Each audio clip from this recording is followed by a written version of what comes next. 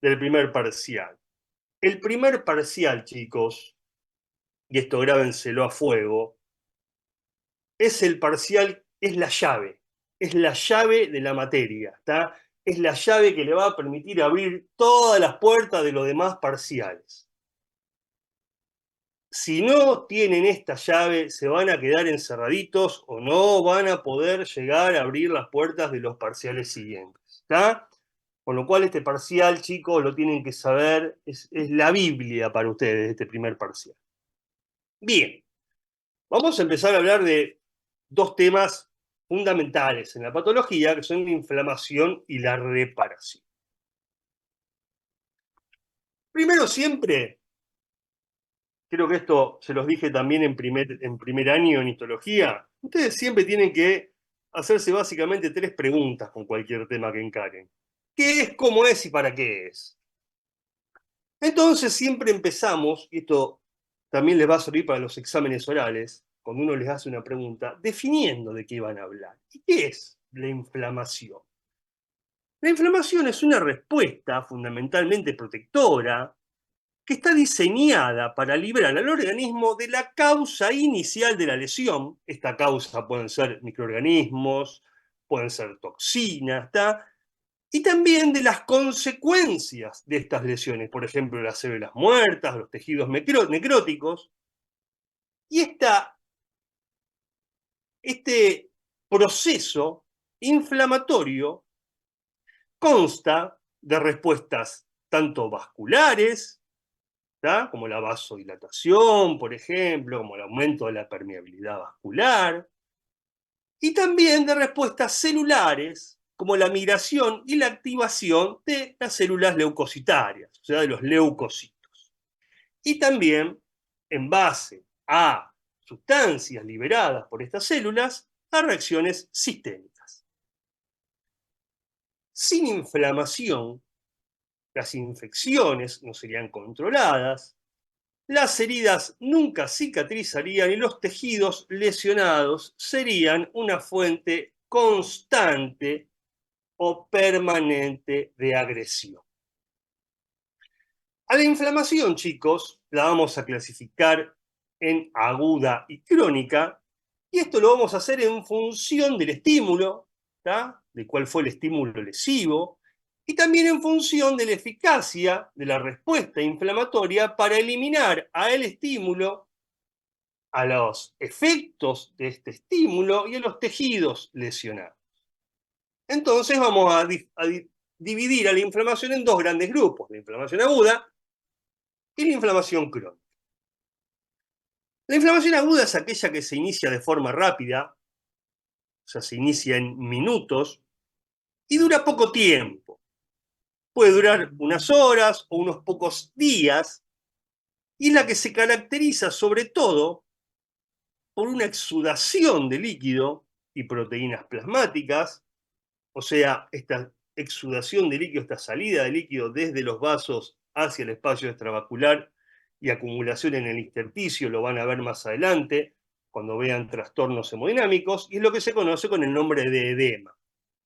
Dentro de los edemas tenemos dos grandes grupos, que es el edema trasudado y el edema exudado. El edema inflamatorio es un edema de tipo exudado, es un edema con alta densidad y una gran cantidad de proteínas, ¿está? A diferencia del edema de tipo trasudado, que tiene baja densidad y no tiene proteínas.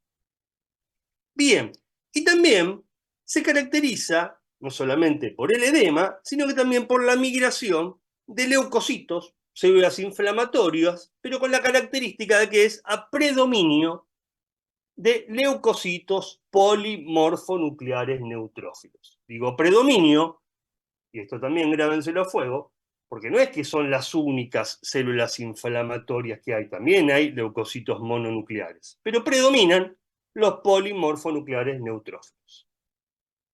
En cambio, la inflamación crónica puede aparecer después de una inflamación aguda que no fue resuelta, o ser una inflamación insidiosa o solapada desde un comienzo.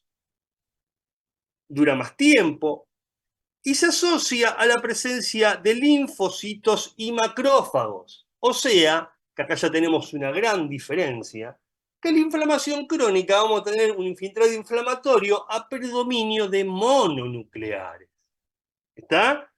Sobre todo vamos a tener histiocitos, macrófagos, que son las células, digamos, las estrellas. El macrófago o el histiocito es la estrella, digamos, del proceso inflamatorio. Y también vamos a tener linfocitos y plasmocitos. También se va a asociar a fibrosis y a destrucción tisular. Todo esto, o sea, toda esta respuesta inflamatoria va a terminar cuando la noxa, cuando el agente lesivo sea eliminado y cuando los mediadores químicos segregados se disipen. La respuesta inflamatoria, y esto también es un concepto que tienen que tener grabadito a fuego. Espérenme un segundo. Profe, Sí.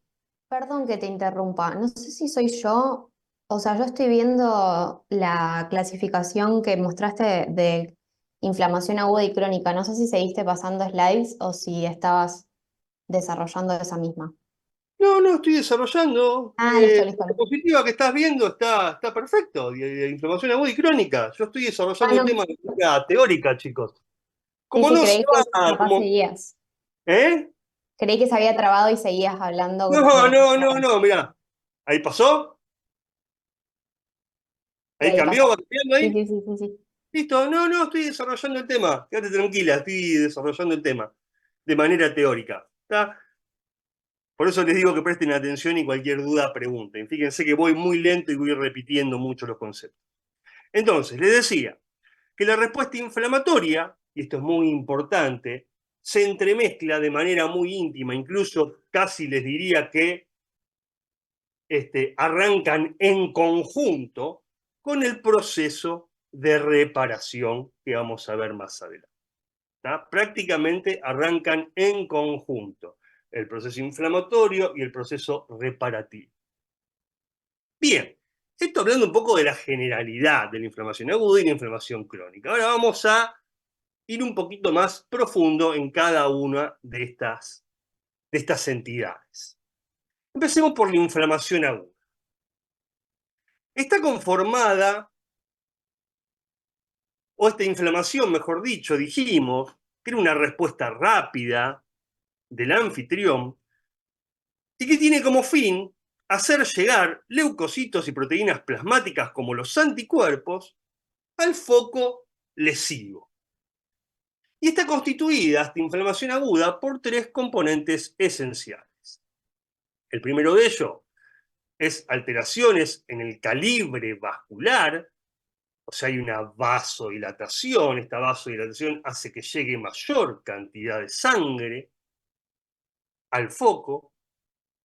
También hay cambios estructurales de los microvasos que permiten la salida de la circulación de las proteínas plasmáticas y los leucocitos desde su lugar intravascular hacia el tejido conectivo, que es donde se produce el proceso inflamatorio. Y por último tenemos la emigración de los leucocitos de la microcirculación y acumulación de los mismos en el foco lesivo. ¿Está? Bien, fíjense en este grafiquito, acá tenemos en la parte superior, como sería, fíjense, tenemos el extremo arteriolo-venular o venulo-arteriolar. Fíjense, tenemos el vaso sanguíneo con un calibre normal, algunos que otros linfocitos y macrófagos como células que actuarían como células residentes del tejido conectivo, que está por fuera.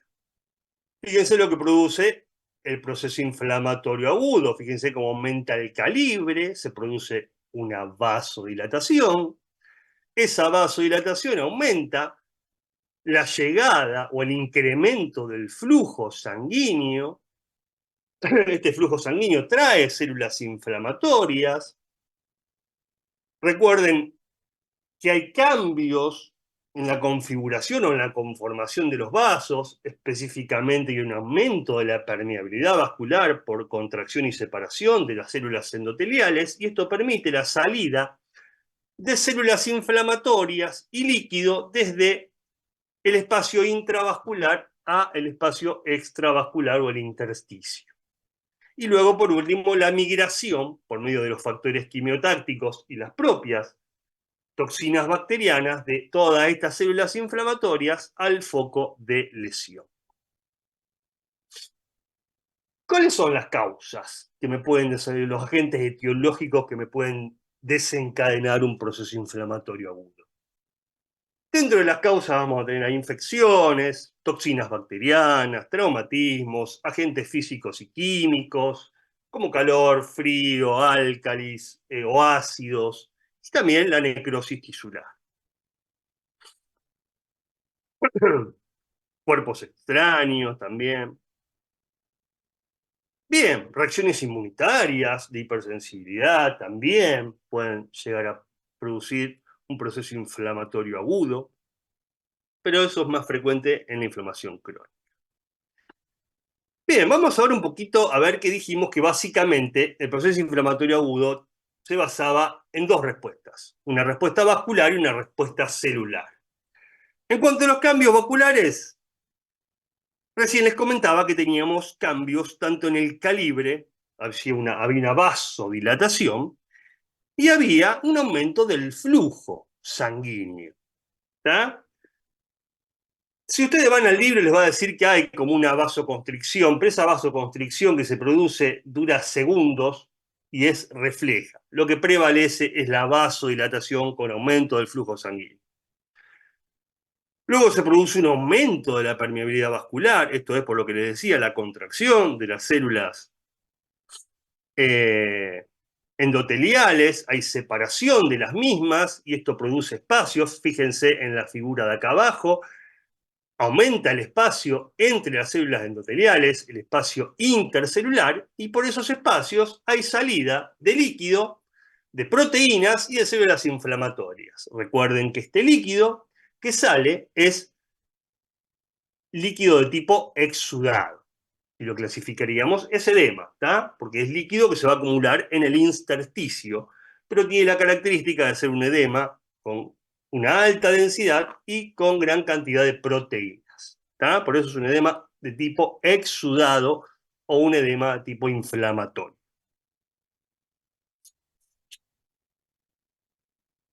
Eso en cuanto a los eventos vasculares. Fíjense que acá arriba, esto no se preocupen porque lo van a ver la clase que viene cuando hablen de trastornos hemodinámicos, le va a hablar el docente, me parece que es Martín quien lo va a dar, le va a hablar de las diferencias entre el edema de tipo trasudado y edema de tipo exudado. Por ahora nos vamos a enfocar acá en el edema de tipo exudado, que es el edema de tipo inflamatorio.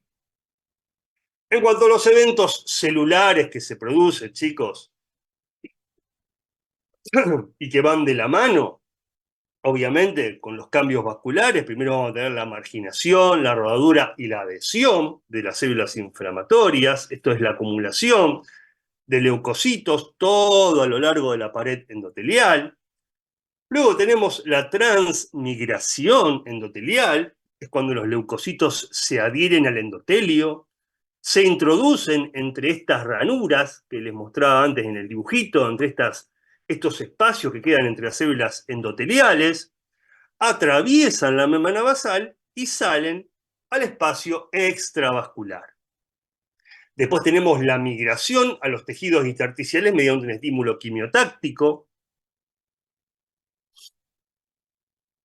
Esto es, ya sea por productos bacterianos o por el sistema de complemento o por las citoquinas, todos estos actuarían como quimiotácticos en las células inflamatorias, o sea que llaman a los leucocitos al sitio de la lesión. Yo siempre les digo que tengan en cuenta o que lo comparen a estos estímulos quimiotácticos si vieron películas de guerra antigua donde estaban quienes tocaban el redoblante y según el toque de redoblante, o la trompeta, según el toque de redoblante o el toque de trompeta, avanzaba la caballería o avanzaban las tropas de los costados, ¿tá? Ese es el efecto quimiotático. Son las células que tocan el tamborcito y reclutan a las células hacia el foco de la lesión, ¿tá? Donde se desarrolla la batalla. Luego tenemos la activación de estos leucocitos, que es el reconocimiento de los microbios o de las células muertas por medio de los receptores leucocitarios, y por último la fagocitosis, ¿tá? Que tiene diferentes pasos, como el reconocimiento y la fijación, por medio de factores del complemento. Luego tenemos el englobamiento de las partículas o de los microbios, que eso se da por extensiones del citoplasma de estos leucocitos que engloban, atrapan a las partículas, y luego la destrucción y la degradación por medio de radicales libres o metabolitos del oxígeno, y también puede ser por enzimas lisosómicas. ¿Tá? Lo importante a tener en cuenta es que en la inflamación aguda durante la quimiotaxis y la fagocitosis, los leucocitos no solamente atacan a la noxa, que fue la encargada de desarrollar todo este proceso, sino que también sufren los tejidos sanos. Es como una guerra, chicos. Cuando uno tira una bomba, no solamente mata al enemigo, sino que también sería como el efecto colateral. Mueren también inocentes, también se destruye el medio ambiente. Esto pasaría, es equivalente a lo que pasa en un proceso inflamatorio. ¿Tá? No solamente el proceso está circunscripto únicamente al foco lesivo, al agente lesivo y a lo que esto produjo, sino que también hay lesión colateral de los tejidos circundantes, ¿tá? Que rodean el proceso. ¿Se entiende? ¿Se entiende, chicos? ¿Hasta acá? Sí, profe. Sí, profe. Sí, profe. Si voy muy rápido, me frena. Voy muy rápido, voy bien. También, profe. Perfecto, buenísimo. Sigamos entonces. Bien, para charlar un poquito de los mediadores químicos y qué acción cumplen en la inflamación, por ejemplo, tenemos a las prostaglandinas, al óxido nítrico, a la histamina. Estas sustancias son responsables de la vasodilatación que se ve en la inflamación aguda. Aminas vasoactivas, complemento, bradiquinina, leucotrienos, son responsables del aumento de la permeabilidad vascular.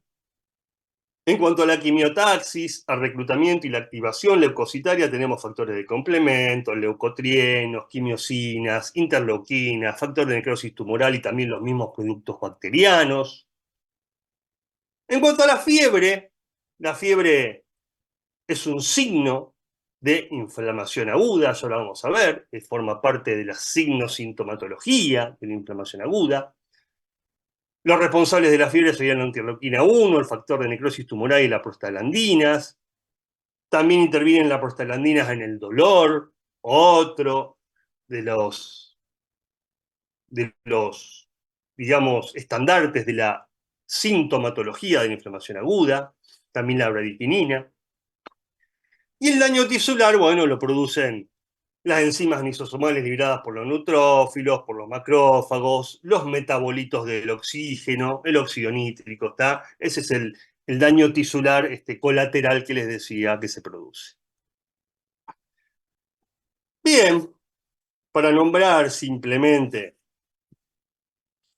chicos, algunas de las aminas, algunos de los elementos que intervienen, por ejemplo, la histamina, la vamos a encontrar de manera abundante en las células que son los mastocitos, se libera en respuesta a traumatismos, también se puede liberar en respuesta al frío, al calor, a reacciones inmunitarias. ¿Tá? Importantes son los metabolitos del ácido araquidónico, que se liberan de fosfolípidos de la membrana plasmática a través de estímulos mecánicos, químicos y físicos. ¿Tá? Esto ya lo deben haber visto en química. Estos metabolitos son sintetizados por dos clases de enzima, la ciclooxigenasa, que es la que genera a prostaglandinas y a tromboxanos, y por medio de la vía de la lipoxigenasa, sintetiza leucotrinos y lipoxinas. ¿Tá? Las prostaglandinas, como recién les acababa de mencionar, participan en la patogenia de dos de los signos y síntomas cardinales de la inflamación aguda, que son el dolor y la fiebre. ¿Tá? Y esto es lo que bloquea, ¿tá? Los AINES y las aspirinas. Inhiben la ciclooxigenasa, por lo tanto, inhiben la producción de prostaglandina y por lo tanto reducen la fiebre y reducen el dolor. ¿Tá?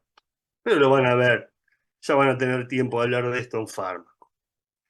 Y por último, el óxido nítrico, que obviamente es un vasodilatador que actúa sobre las células próximas al punto donde se produce y está sintetizado, por ejemplo, que pueden sintetizar las células endoteliales. ¿Cómo resuelve todo esto? Bien, esto puede tener una resolución ad integrum, esto se conoce como que acá no pasó nada, ¿tá? Soluciona completamente, no queda ningún rastro de que hubo un proceso inflamatorio. Puede producirse una resolución o una curación con fibrosis, que acá ya estaríamos hablando de un proceso cicatrizal. Esto se da cuando la destrucción del tejido fue muy grande o se produjo sobre tejidos que no tienen la capacidad de regenerarse. Ya lo vamos a ver más adelante. O también puede que el agente lesivo no se lo pueda sacar de encima y esta inflamación aguda evolucione a una inflamación crónica. Bien, fíjense esta microfotografía, chicos. Fíjense que tenemos un gran infiltrado de células, predominantemente polimorfonucleares neutrófilos, que son estas células o polilobuladas o que tienen muchos núcleos. ¿Está? ¿Ven? Que predomina el infiltrado inflamatorio polimorfonuclear neutrófilo. No quiere decir que no haya algún que otro linfocito por ahí, ¿está? O plasmocito, como veo acá, ¿está? Pero lo que predomina, fíjense, acá hay otro plasmocito que se ve perfecto acá abajo, ¿lo ven?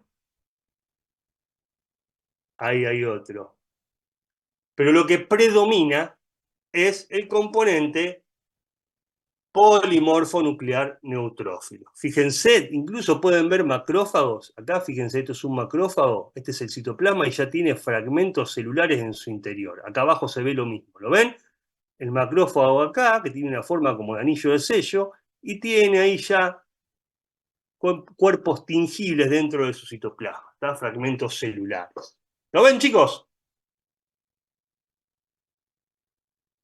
¿Entienden la microfotografía de lo que sería un proceso inflamatorio agudo? Sí, profe. ¿Sí? Sigo. Bien, vamos a hablar un poquito de los patrones morfológicos que puede presentar una inflamación aguda. Se puede presentar por medio de una inflamación serosa. ¿Qué es una inflamación serosa? Es aquella inflamación que acumula líquido pobre en proteínas. Un ejemplo, por ejemplo, de una inflamación serosa serían las ampollas de la piel. Y acá tenemos, acá abajo, en la fotografía inferior izquierda, una microfotografía de una ampolla, ¿está? Intraepidérmica. Esta es la epidermis, fíjese cómo se produjo el despegamiento, ¿está? Y esta acumulación de líquido a este nivel, acá tenemos la ampolla. Por arriba tenemos el estrato córneo. Este sería un ejemplo de una inflamación serosa. También puede ser una inflamación fibrinosa. Acá es cuando hay mucha permeabilidad vascular, permite el paso de fibrinógeno. Histológicamente la vamos a ver así, como una malla de hilos eosinófilos. ¿Tá? Este es un ejemplo de un exudado fibrinoso. También ejemplo de un patrón morfológico de una inflamación aguda. También puede ser una inflamación supurativa, supurada, purulenta, ¿tá? Que es la presencia de grandes cantidades de exudados purulentos, o sea, de pus. El pus no son más que neutrófilos fragmentados, células necróticas y líquido de edema. ¿Estamos? Fíjense, acá tenemos la macroscopía, lo que sería un absceso, ya prácticamente con la punta ahí como para drenarse, eso da ganas de apretarlo para que drene. Y esta sería la microscopía, ¿no? Así se ve microscópicamente el pus, se ve todo ese fondo eosinófilo, que es ese líquido, el que les comentaba recién, y muchos fragmentos de polimorfonucleares neutrófilos que se transforman en piocitos, que son las células del pus, ¿tá? Que no son más que neutrófilos fragmentados. Y otra de las formas de presentación serían las úlceras, que las úlceras son excavaciones de la superficie de un órgano o tejido, o sea, son pérdida de sustancia, pérdida de tejido. O sea, se produce el desprendimiento, por ejemplo, tengamos en cuenta acá se produjo necrosis y luego se produce el desprendimiento del tejido necrótico y queda una zona excavada que es la úlcera. Este es un ejemplo acá de lo que sería una úlcera péptica en la mucosa gástrica. Este es el lecho úlceroso. Acá se ve bien la excavación. Esta es la mucosa gástrica normal y acá tenemos la úlcera. Bien. En cuanto a las manifestaciones clínicas, la signosintomatología que tiene la inflamación aguda. En muchos libros van a escuchar que le hablan de la tétrada de Celso. Y esa tétrada está conformada por calor, dolor, tumor y rubor.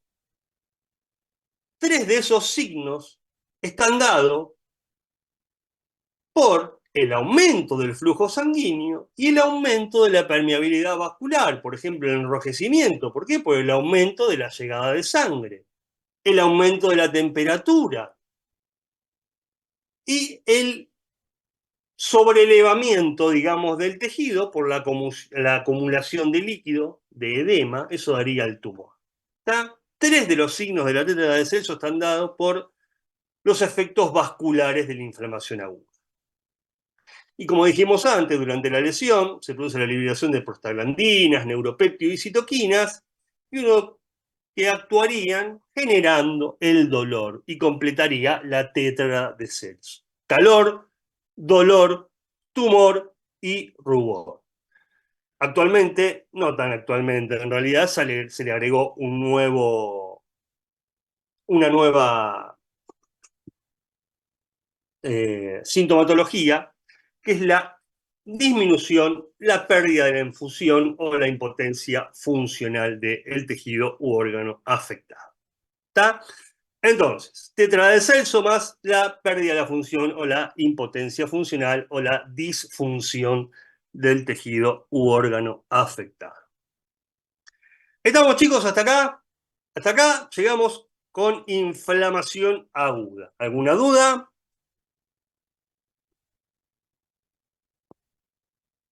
Si no hay dudas, nos metemos en Profe, inflamación crónica. Sí, una duda. En la lámina esa de úlcera, ¿hay como confundirse con un corte cualquier de tejido no, no, o no, hay no, algunas cosas que me dejan saber que es una no, no, úlcera? no, no. Histológicamente una úlcera no es lo mismo que un corte, ¿está? Histológicamente no es lo mismo. Hay signos citológicos, o sea, histológicos, que lo diferencian claramente a una úlcera de lo que sería una herida cortante. Pero de todas maneras no te preocupes por eso, porque nadie te va a preguntar nada de eso ahora en este parcial. Sí saber que las úlceras son unas de las manifestaciones morfológicas de la inflamación aguda. ¿Está? Sí, gracias, profe. Sí, Una pregunta. En el libro habla mucho del factor de necrosis tumoral, las interleucinas, sí, otras citocinas y todo lo que es el sistema de complemento. Eso sí, que vos no mencionaste, ¿lo leemos, lo estudiamos o...? obviamente. Cuando me preguntan esto, chicos, yo siempre le contesto lo mismo. ¿Ustedes leen para aprender o leen para estudiar y para zafar del examen? Si ustedes leen para zafar del examen, yo le diría, qué sé yo, si un examen tiene 10 temas, y estudiense 5, 6, y listo. Probablemente se les tomen los temas que justo sabían, justo leyeron y zafan el examen. Y no hay problema. Ahora, si ustedes realmente estudian, porque les interesa saber, incorporar conocimiento que el día de mañana van a aplicar como médico, y sí, léanlo, chicos. Tengan en cuenta que esto es una clase que dura 1 hora y media, 2 horas. Hay temas que yo si quisiera explayar, o sea, hay libros escritos sobre inflamación aguda, simplemente hay libros escritos. Con lo cual se escapa, chicos, no se puede, no da el tiempo para... Yo les hablé de lo más importante, sobre todo de aquello que genera manifestaciones, pero sí es importante. Hay que leer todo. Gracias. De nada. ¿Alguna otra duda? Yo, profe, sobre Dale. los mediadores químicos de la inflamación, Sí, sí. ¿eso habría que profundizar bien o con lo de la clase ya sería completo? Lo mismo que le dije a tu compañera recién. Si vos querés, vos estudiás para aprender, y yo te diría que lo leas. Por ejemplo, yo lo leía. Si te interesa saber. Ahora, si vos estudiás para zafar un examen, probablemente nunca te lo pregunten. ¿Está? Gracias. De nada. Bien, ¿alguna otra duda?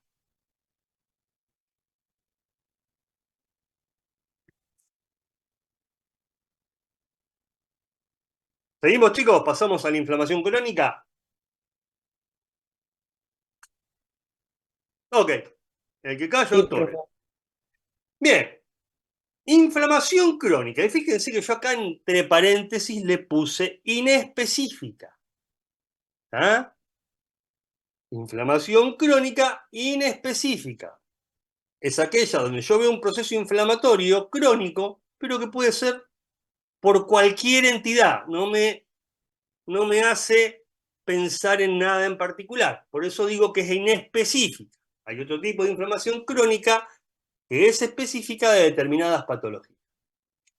La inflamación es una inflamación, chicos, que tiene una duración prolongada, semanas o meses, y en la cual hay tres procesos que coexisten y que definen a la inflamación crónica, que son la inflamación activa, o sea, hay células activadas, hay leucocitos activos trabajando, hay destrucción celular y tisular, por lo tanto, y hay intentos de reparación.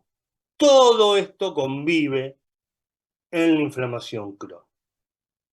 Las causas pueden ser infecciones persistentes por gérmenes difíciles de erradicar, que desencadenen una reacción de hipersensibilidad tardía, tipo 4.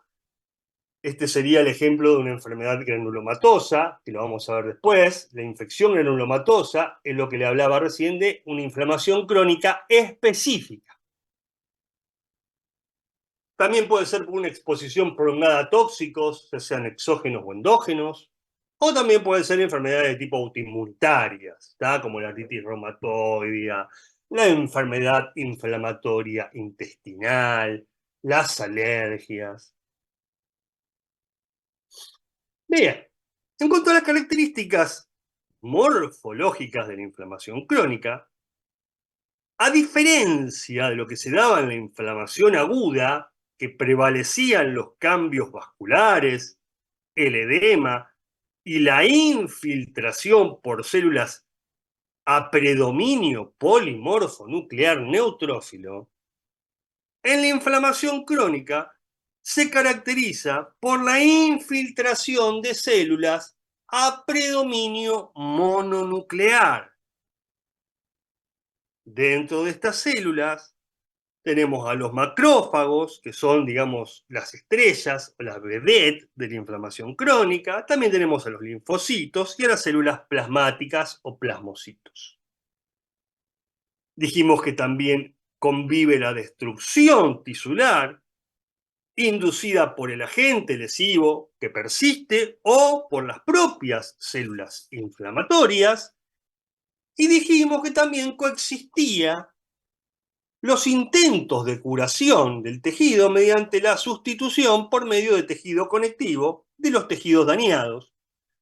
Esto se consigue por la proliferación de pequeños vasos sanguíneos, que se conoce con el término de angiogénesis o angiogenemia o angiogenia, y fibrosis. La angiogénesis y la proliferación de las células del tejido conectivo, que son los fibroblastos, con la producción o la síntesis de colágeno y de la subsecuente fibrosis, eso se conoce con el nombre de tejido de granulación.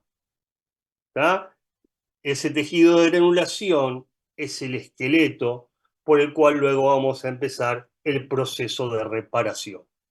Por eso, al ya tener tejido de granulación en una inflamación crónica, ya tenemos intentos de reparación. Entonces, repito, las tres entidades que marcan a la inflamación crónica. Inflamación activa, dada principalmente por un infiltrado de células mononucleares, macrófagos, linfocitos, plasmocitos. Destrucción del tejido, ya sea por el agente lesivo o por las propias células inflamatorias, e intentos de curación que se ponen de manifiesto a través de este tejido de granulación, que no es más que nuevos vasos sanguíneos, o sea, angiogénesis y fibrosis.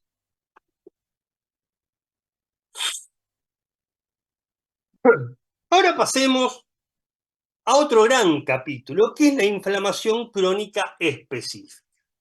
Y tiene un nombre particular, es la inflamación crónica granulomatosa. Esto es un tipo definido de inflamación crónica y radica mucha importancia porque se encuentra en una serie limitada de procesos, tanto infecciosos como no infecciosos. Por lo tanto, es importante reconocer el patrón inflamatorio granulomatoso en las muestras de biopsia por el limitado número de posibles trastornos que lo puedan provocar. ¿tá? O sea, que ustedes le digan, que un patólogo le diga a un médico clínico, a un cirujano, a un, qué sé yo, cualquier médico de especialidad quirúrgica o no, a un dermatólogo, ¿tá? Que lo que está viendo uno es un proceso inflamatorio crónico granulomatoso, ya le está cerrando muchísimo el abanico de posibilidades diagnósticas a un grupo reducido de enfermedades. Por eso es muy importante el reconocer este tipo de inflamación. ¿tá? Ya lo enfoca el médico a un determinado grupo de enfermedades infecciosas y no infecciosas. Le achica muchísimo la distancia a recorrer. Yo siempre les digo y les recuerdo cuando era residente, estaba en segundo año y me llaman por una biopsia que mis jefes no la habían visto. Cuando la pongo en el microscopio, yo reconocí lo que era un trastorno granulomatoso y le dije, mirá, lo único que te puedo decir que es una enfermedad crónica granulomatosa. A lo cual el médico del otro lado me responde, ya me dijiste un montón. O sea, radica en la importancia que tiene el reconocer una inflamación crónica granulomatosa, porque reduce muchísimo las posibilidades diagnósticas. Ya sabe, ya puede ir pidiendo al médico estudios específicos. ¿Y qué es un granuloma? Un granuloma es como un intento celular de contener a un agente lesivo que es difícil de erradicar. No se lo puede sacar de encima el organismo, entonces como que lo contiene y forma este granuloma. ¿Cuáles son las enfermedades granulomatosas? Solamente por nombrar algunas. La tuberculosis, chicos, es el arquetipo, es el ejemplo, es la característica de enfermedad granulomatosa, es la tuberculosis. La sífilis, la sarcoidosis, la lepra, la enfermedad por arañazo de gato, la enfermedad de Crohn, que es una enfermedad inflamatoria intestinal, son algunos de los ejemplos de enfermedades crónicas granulomatosas. ¿Se entiende lo que es una enfermedad granulomatosa, chicos? ¿Se entiende la diferencia entre un proceso crónico inespecífico a un proceso crónico específico? Profe, ¿podrías repetir de vuelta la diferencia entre específico y no específico? Inespecífico es que no tiene especificidad. O sea, yo te puedo decir, sí, es un inflamatorio crónico, punto. Sí, tenés una gastritis crónica, punto. ¿Está? Sí, tenés una, qué sé yo, una miositis crónica, una dermatitis crónica, punto. Tengo un infiltrado crónico, inespecífico.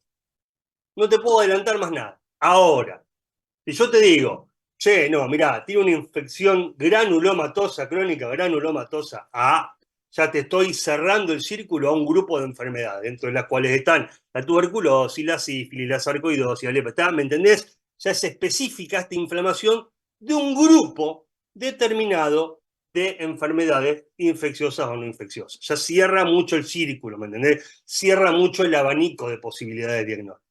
¿Me explico? Esa Sí, es la profe. gran diferencia. ¿Se entendió? Bien, sigamos. Un granuloma, entonces, es un foco de inflamación crónica que corresponde a agregaciones microscópicas de macrófagos, pero estos macrófagos tienen una característica, Profe, sí, perdón, ¿qué sería la enfermedad por arañazo de gato? ¿Cuál sería? la enfermedad por arañazo de gato es una enfermedad infecciosa que está dada, si no mal recuerdo, por una especie de bacteria que es la Bartonella, pero no importa ahora eso, ahora no importa, no importa, ¿ah? No importa. Dale, gracias. Entonces, le decía que un granuloma es un foco de inflamación crónica correspondiente a agregados microscópicos de macrófagos, pero estos macrófagos tienen la característica de que son activados, aumentaron su tamaño y adquieren el aspecto de como células epiteliales. Por eso se los llama células epiteloides. A esto se le agrega que está rodeado por un collar de leucocitos mononucleares, sobre todo linfocitos y algunas que otras células plasmáticas o plasmocitos. Los granulomas que ya son viejos ya desarrollan en la parte más externa, más periférica, un collar de fibrosis o de fibroblastos. ¿Tá? Es frecuente que estas células epitelioides, o sea, estos macrófagos activados, se fusionen, se unan y crean células gigantes multinucleadas que la podemos encontrar tanto en el centro como en la periferia de los granulomas. Existen dos tipos de granuloma que tienen patogenia distinta. Tenemos los granulomas por cuerpo extraño, que son aquellos que son inducidos, como bien lo dice la palabra, por cuerpos extraños, como puede ser talco, puntos de sutura, o cualquier otra fibra que sea lo bastantemente grande como para que se pueda impedir su fagocitosis por medio del macrófago. Entonces se desarrolla el granuloma por cuerpo extraño. Y por otro lado, están los granulomas inmunitarios, que estos se deben a reacciones de hipersensibilidad de tipo 4, ¿tá? Respuesta celular, y el arquetipo de estos granulomas de tipo inmunitario lo da, por ejemplo, lo vamos a ver, por ejemplo, en la tuberculosis, cuando veamos tuberculosis, que creo que me toca dárselos a mí, de manera presencial, porque cae un jueves. Bien, ¿se entendió esto? Ahora vamos a mirar un par de fotitos. Miren, fíjense. Y acá van a ver la diferencia. Esto es una inflamación crónica inespecífica. Acá tenemos un tejido donde vamos a tener un infiltrado de todas estas células que son prácticamente puro núcleo y tienen muy poquito citoplasma, son linfocitos, ¿tá? Vamos a ver algún que otro macrófago, como el que tenemos acá señalado, ¿tá? ¿Ven? Acá tenemos los linfocitos, son células, son prácticamente puro núcleo. Casi no tienen citoplasma. Y tenemos después lo que tienen como una capita, así, que son los plasmocitos. Pero fíjense que en este tejido lo que predomina es el componente mononuclear. ¿Es único? No, acá tengo un... ¿Ven la flechita? Acá tengo un polimorfo nuclear neutrófilo. Por eso guarda, ojo, cuando dicen únicamente, no, no es únicamente. Es un infiltrado inflamatorio a predominio mononuclear. No significa que no haya polimorfonucleares. De hecho, acá podemos mirar, ahí tengo uno, acá tengo otro, acá tengo otro, acá tengo otro. ¿Está? Hay polimorfonucleares neutrófilos, pero lo que predomina es el infiltrado inflamatorio mononuclear. ¿Con qué células? Macrófagos, linfocitos y plasmocitos. ¿Está? Pero esto es inespecífico. Cuando un patólogo ve esto, dice, sí, tengo un proceso inflamatorio crónico. Punto. No te puedo arrimar más la bocha. Hasta ahí llego. ¿Estamos? Fíjense, esto es un estómago. Acá tenemos, fíjense, la parte superior, el epitelio, cilíndrico simple, mucosiclitante, o epitelio glandular extendido en superficie, que tenía el estómago. Por debajo el corion, el tejido conectivo, con una gran infiltración de células a predominio mononuclear. De hecho, fíjense que acá hasta se formó acá abajo un nódulo linfoide. Esto es un ejemplo de una gastritis crónica. Esto sería una gastritis crónica. Che, ¿pero quién la produce? No sé, es inespecífico. Tengo un inventario inespecífico. Es una gastritis crónica. ¿Quién lo produjo? No sé. Generalmente lo que se le hace a toda gastritis, obviamente, es esta coloración, que es la coloración de Giemsa, que pone de manifiesto, fíjense, estas bacterias que tienen forma de bacilo, que es una de las causas más frecuentes de gastritis, que es el Helicobacter pylori, pero lo vamos a ver más adelante. Se lo puse como para que tengan idea. ¿Está? ¿Lo ven ahí los bacilos, chicos? En el moquito de la secreción gástrica. Bien, ahora fíjense. Esto es una inflamación crónica específica granulomatosa. Entonces se forman estas estructuras, que está conformada por estas células, que no son más que macrófagos, pero están activados, agrandan tanto su núcleo como su citoplasma, se activan, adquieren este aspecto como de células epiteliales, por eso células epitelioides. Muchas se fusionan y forman células gigantes multinucleadas. Acá tengo una, acá tengo otra, ¿tá? Acá arriba hay otra. Y por fuera se ve como un rodete de células mononucleares, principalmente linfocitos. ¿Entienden, chicos, la microfotografía?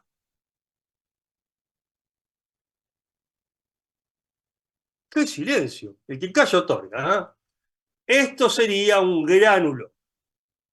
Y se acuerdan que yo les decía que en aquellos granulomas que son antiguos, muchas veces son sustituidos por fibrosis. Y acá fíjense que ya prácticamente el granuloma fue sustituido por fibrosis, está por tejido colágeno, por fibras colágeno. Ahí quedó una célula gigante multinucleada, ahí parece que hay otra, y algún que otro linfocito en la periferia. Pero prácticamente el granuloma fue sustituido por fibrosis. ¿Estamos? Bien, dentro de la célula gigante, ustedes van a leer en el libro que hay dos tipos. Tenemos la célula gigante de tipo Langhans y la célula gigante de tipo cuerpo extraño. La célula gigante de tipo Langhans es cuando es una célula multinucleada, pero los núcleos se disponen en la periferia del citoplasma. Está en forma así como formando un círculo, o con forma de herradura, o con forma de semiluna, como lo quieran decir. ¿Está? Pero fíjense que están todos ordenaditos los núcleos de manera periférica, todos alineaditos. Estas son las células tipo Langhans. Y las células gigantes tipo cuerpo extraño, ya los núcleos se disponen más de manera azarosa y generalmente se sitúan en el centro del citoplasma. ¿Está? ¿Notan la diferencia entre una y otra? Bien ordenaditos en la periferia y ya acá los núcleos más puestos más centralmente y más desordenados. ¿Está? Más como en una disposición más anárquica. Es más, esto es un granuloma a cuerpo extraño, y esto que tenemos acá, ¿lo ven? Eso que se ve como un hilo. Seguramente esa es la fibra que desencadenó este granuloma por cuerpo extraño. Probablemente esto sea un punto de sutura. Fíjense como acá ya esta célula epitelioide ya se comió un pedazo de este punto de sutura, de este hilo, de este material. ¿Lo ven ahí adentro del citoplasma? Ahí también se pueden ver algunos fragmentos dentro del citoplasma de esta célula multinucleada. ¿Lo ven? Sí. Sí, profe. Bien, vieron que todo lo que uno dice, todo lo que uno lee está, se ve, existe, no es mentira. Bien, entremos ahora, vamos a entrar al capítulo de reparación tisular. ¿Alguna duda de inflamación crónica?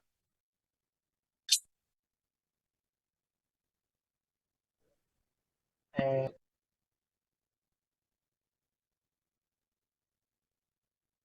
¿Sí?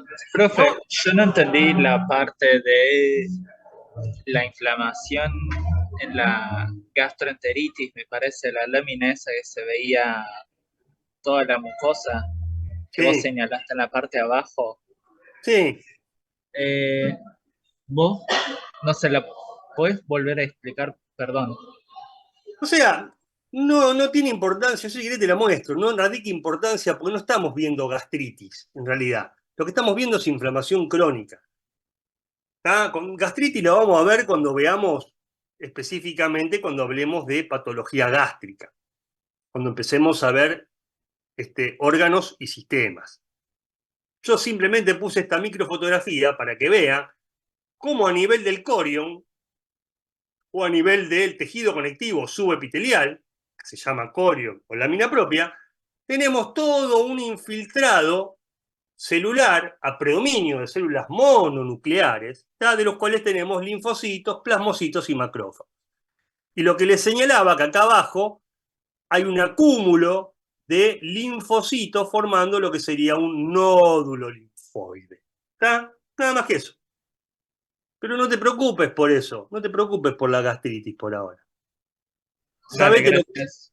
un proceso inflamatorio crónico inespecífico y un proceso inflamatorio crónico específico o granulomatoso. ¿Está? Esa es la importancia. ¿Alguna otra duda antes de entrar al capítulo de reparación? Me tomo otro mate, se me está yendo la boya. Me mata esto de dar clases virtuales, nunca me pude acostumbrar. Me quedo sin voz, chicos. Me quedo sin voz, porque uno no para nunca. En cambio, cuando uno está dando clases de manera presencial, y ya lo van a ver, yo se la hago dar a ustedes la clase. Porque les voy preguntando, les hago preguntas. Entonces el desarrollo lo van haciendo más que nada ustedes. Por eso es importante que vayan con el tema leído. ¿Alguno Profe, de ustedes, chicos? Perdón. profe, te aviso por las dudas, no sé si está en el otro libro, pero por lo menos en el Robbins, todo lo que es inflamación crónica específica y inespecífica no está en el capítulo este. No sé si estará en otra parte del libro. ¿Cómo no está? Sí, está.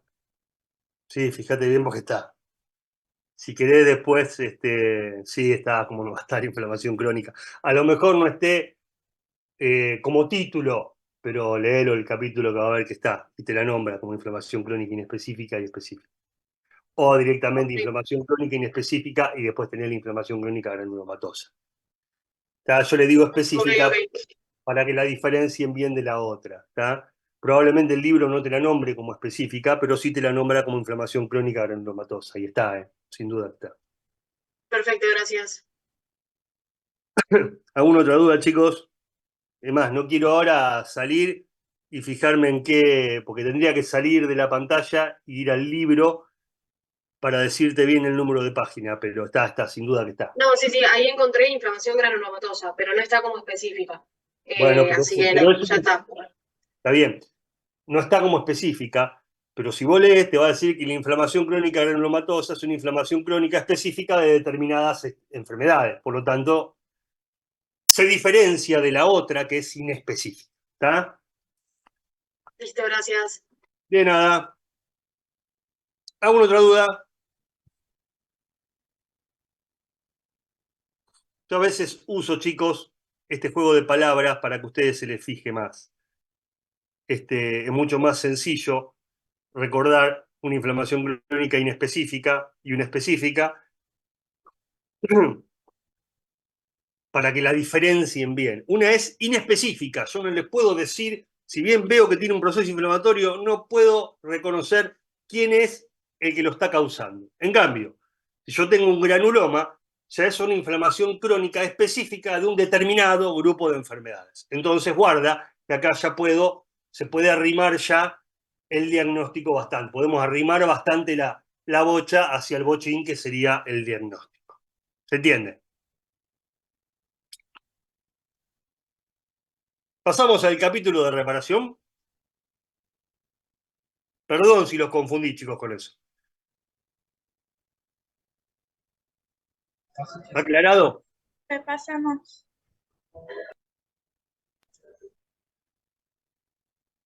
No entendí, perdón. ¿Está aclarado el tema entonces, chicos?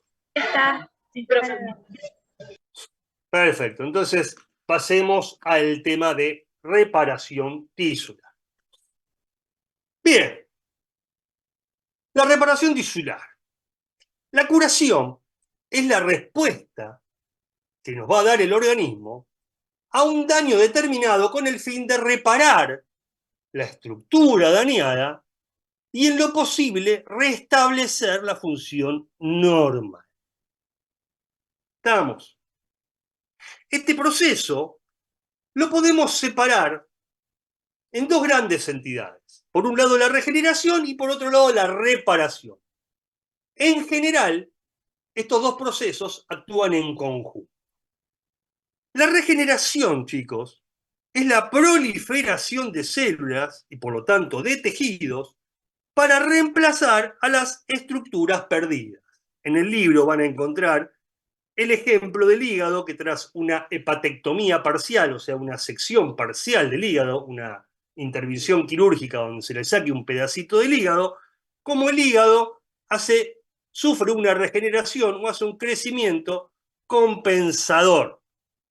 Esa es la regeneración, que se da por proliferación de las células, a partir de células madre. Y por otro lado tenemos a la reparación, que esto incluye a una combinación entre la regeneración, o sea, entre la duplicación o la proliferación de células, más la formación de cicatriz mediante el depósito de colágeno. Por eso digo que la reparación tisular engloba los dos procesos, la regeneración y la reparación. Para entender mejor el proceso de reparación, yo siempre les hago recordar en histología que los tejidos corporales los dividíamos en 3 grupos de acuerdo a la actividad proliferativa que tenían las células de los tejidos. Estos 3 grupos eran, por un lado, teníamos a los tejidos lábiles. Estos tejidos son los que se encuentran en constante división. ¿Tá? Las células de estos tejidos son las que se destruyen y se reponen constantemente por medio de la maduración o a partir de células madre, ¿tá? Y por la proliferación de células maduras. Son tejidos que están en constante recambio. Ejemplo de tejido lábil, la piel. Estamos constantemente descamando células de la piel, ¿tá? Y generando células nuevas.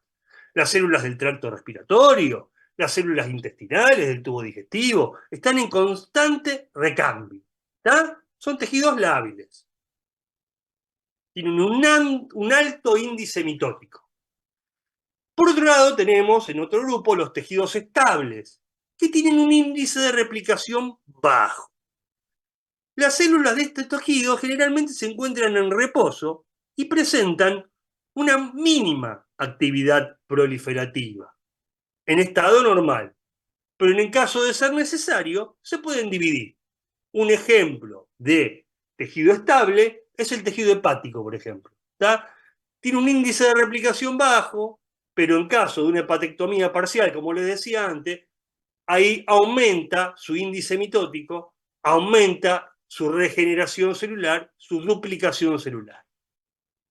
Y por último, otro ejemplo de tejido estable sería, qué sé yo, las células musculares lisas, los fibroblastos, son todos tejidos o células estables. Y por último tenemos a los tejidos permanentes, que los tejidos permanentes, chicos, son aquellos en los cuales las células ya están terminalmente diferenciadas, digamos. Ya no se diferencian más, ya no proliferan más luego de la vida postnatal. ¿Tá? O sea, no se dividen más. Ejemplo de estas células permanentes serían los miocitos cardíacos, ¿tá? Las células miocárdicas y las neuronas. Bien, entonces, retomemos los conceptos. Regeneración, dijimos que era la capacidad que tienen algunos tejidos de reemplazar los componentes dañados y de recuperar el estado normal. O sea, que para que exista regeneración, ¿qué tipo de tejido voy a tener que tener mínimamente? Según la clasificación que vimos antes. Lábil Lábiles y ¿qué más? y estable. Y estables, exacto. O sea, no va a haber regeneración en tejidos fijos. Porque una vez muerta, por ejemplo, una vez muerta la célula miocárdica, tras un infarto de miocardio, la única que queda es formar cicatriz. ¿Tá? ¿Por qué? Porque no se divide, no hay forma de recuperar el miocito cardíaco.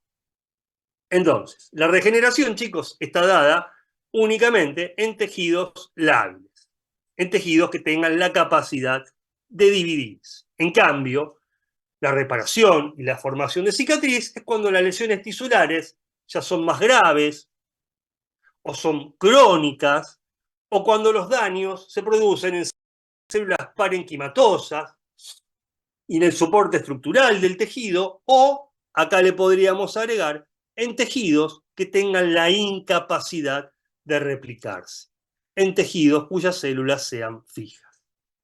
¿Está? ¿Se entiende la diferencia?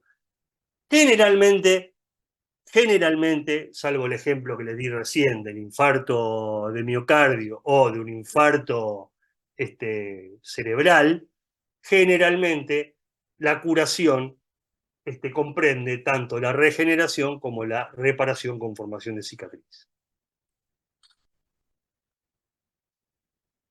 Bien, fíjense chicos, este grafiquito lo van a entender mejor. Arriba tenemos el tejido normal, la parte superior tenemos un epitelio simple cúbico, y por debajo la lámina propia o corion de tejido conectivo laxo con sus células residentes. ¿Está? Fíjense, vamos a empezar por la izquierda. Tenemos una injuria, pero es superficial, que me dañó un poquito el epitelio. Este es un epitelio o lábil o estable, por lo cual, un tejido lábil o estable, por lo cual se regenera. Y acá no pasó nada. ¿Está? Este sería el ejemplo de regeneración. Ahora vamos a la derecha. Fíjense, la injuria no solamente me comprometió el epitelio, sino que también me comprometió el tejido conectivo subyacente o la lámina propia. Entonces acá tenemos formación de cicatriz por debajo, y acá lo que está incompleto, acá tendría que formarse el epitelio, y esto sería la combinación, digamos, de regeneración y reparación con formación de cicatriz. ¿Se entiende? Está incompleto este dibujito. Porque acá debería de crecer el epitelio. ¿Se entiende?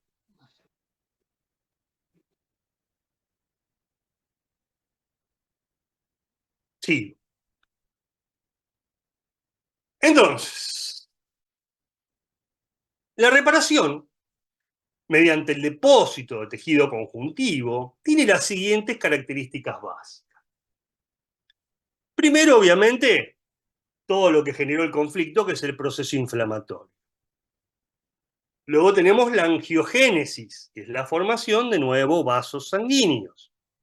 Tenemos la migración y la proliferación de fibroblastos con la deposición de colágeno, matriz extracelular y formación de la cicatriz. Y por último tenemos el remodelado, que sería como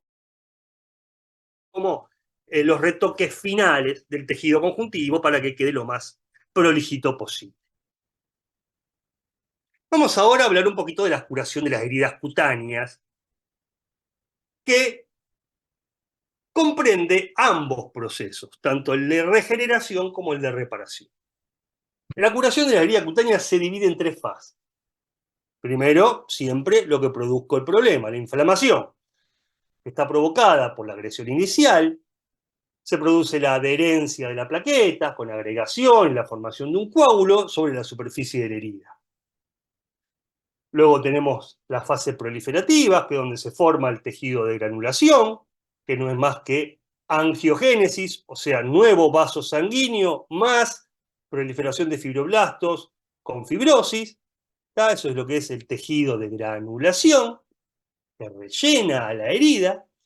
Y por último tenemos la maduración, que ya implica el depósito de matriz extracelular, el remodelado del tejido y la contracción de la herida. ¿Está?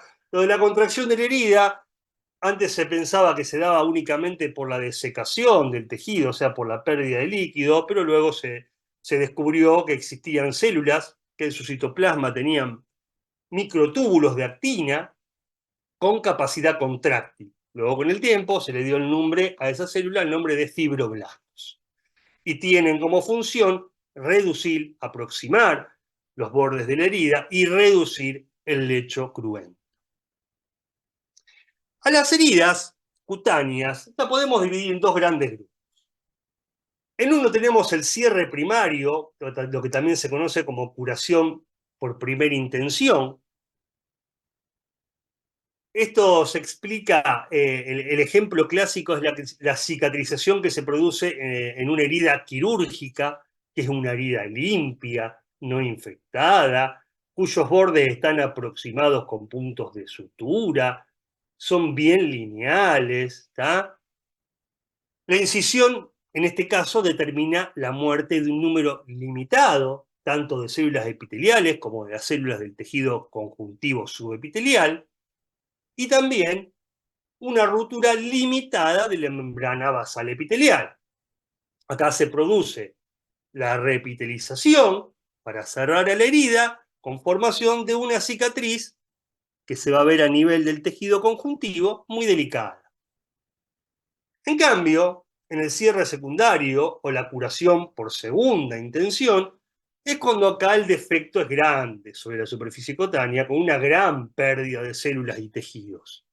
Acá la reacción inflamatoria es más intensa, la formación de tejido de granulación es más abundante, por lo tanto hay mayor depósito de colágeno y todo esto da lugar a una cicatriz mucho más exuberante, más importante. Bien, sea cual fuera el proceso, primera intención o segunda intención, los pasos son los mismos. Primero se forma el coágulo sanguíneo, luego se produce la formación de tejido de granulación, que recuerden que está formado por angiogénesis y por proliferación de fibroblastos. Luego tenemos la proliferación celular y el depósito de colágeno. Acá los neutrófilos del proceso inflamatorio son reemplazados por macrófagos, que son los encargados de realizar la limpieza, de comerse, de limpiar todos los restos celulares. Y luego se deposita, con la angiogénesis, se empieza el depósito de la matriz extracelular por medio de los fibroblastos. Luego tenemos la formación de la cicatriz, el esqueleto de tejido de granulación original, queda convertido en una cicatriz pálida, fibrosa, compuesta por fibroblastos fusiformes y tejido colágeno denso, puede haber fragmentos de tejido elástico y otros elementos de la matriz extracelular. Y como últimos dos pasos tenemos la contracción de la herida, que está dada por los fibroblastos, y el remodelado del tejido conjuntivo, que sería ya los detalles finos, dándole la formita lo más estético posible.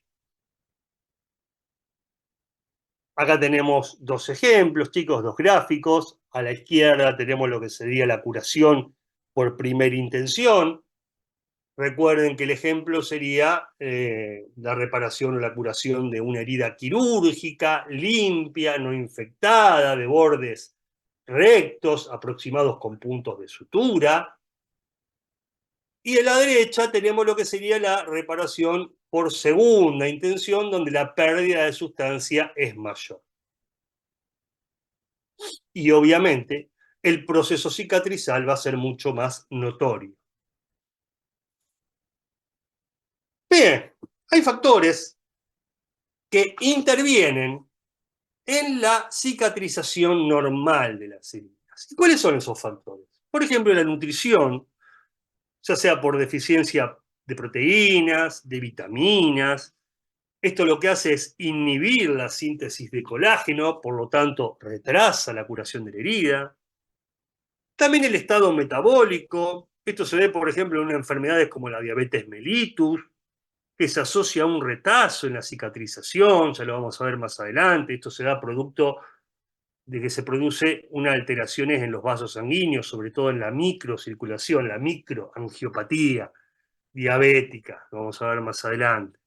También afecta a grandes vasos. La diabetes afecta tanto la micro como la macrocirculación. El estado circulatorio, por ejemplo, una irrigación inadecuada, que puede ser causada, por ejemplo, por aterosclerosis, que ya vamos a ver lo que es, o por alteraciones venosas como las varices. Todo esto retrasa también el proceso cicatrizal. Las hormonas, como los glucocorticoides, que tienen un proceso antiinflamatorio, por lo tanto condiciona aspectos distintivos del proceso inflamatorio y por lo tanto del proceso cicatrizal. También las infecciones, la persistencia de la infección, la movilización precoz y la presencia de cuerpos extraños. Por último, vamos a charlar un poquito de los aspectos patológicos de lo que sería la reparación. ¿Y qué puede pasar? Puede ser que o tengamos en menos tejido cicatrizal o en más. Por lo tanto, podemos tener la formación de una cicatriz deficiente por una formación inadecuada de tejido de granulación o porque el ensamblaje de la cicatriz fue defectuoso.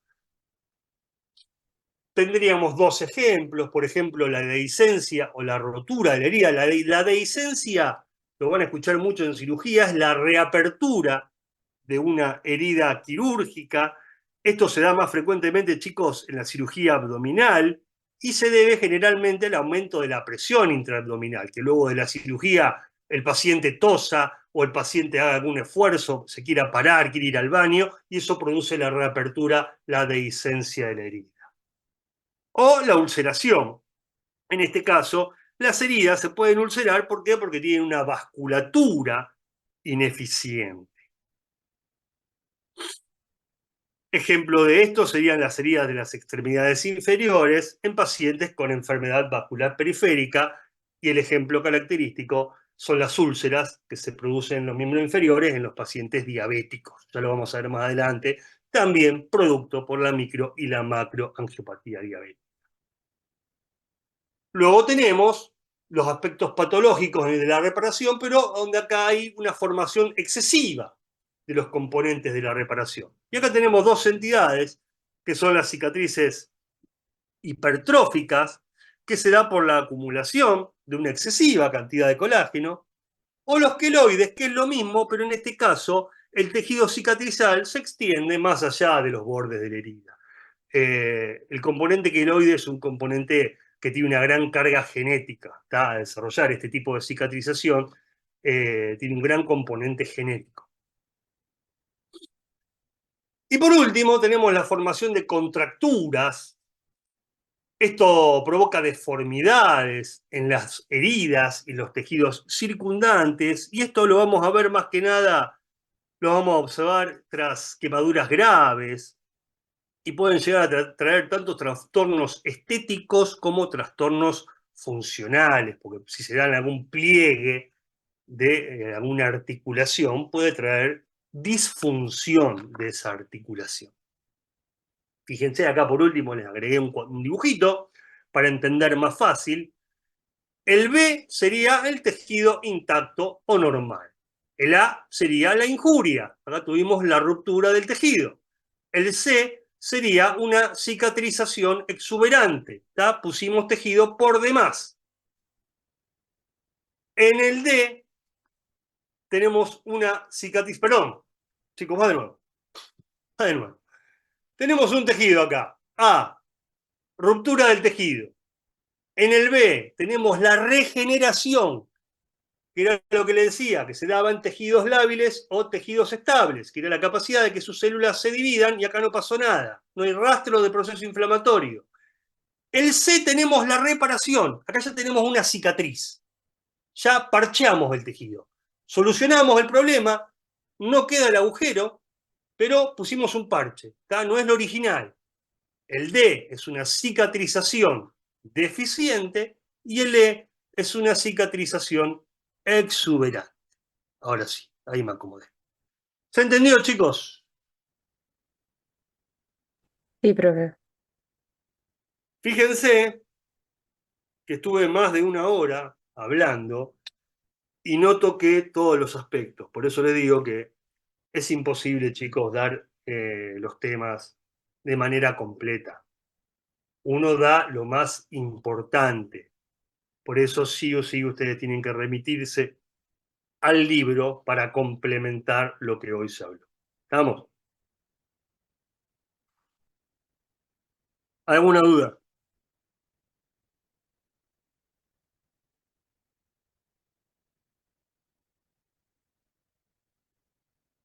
¿No hay dudas?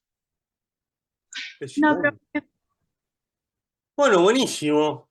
Si no hay dudas, fantástico, chicos. Nos vemos la próxima clase. No me acuerdo si la próxima los veo presencial o los veo de manera virtual nuevamente.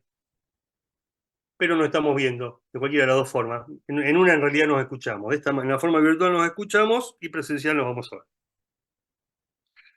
Listo, chicos, cualquier duda, no tengan miedo y lo consultan a través de los foros. ¿Ah?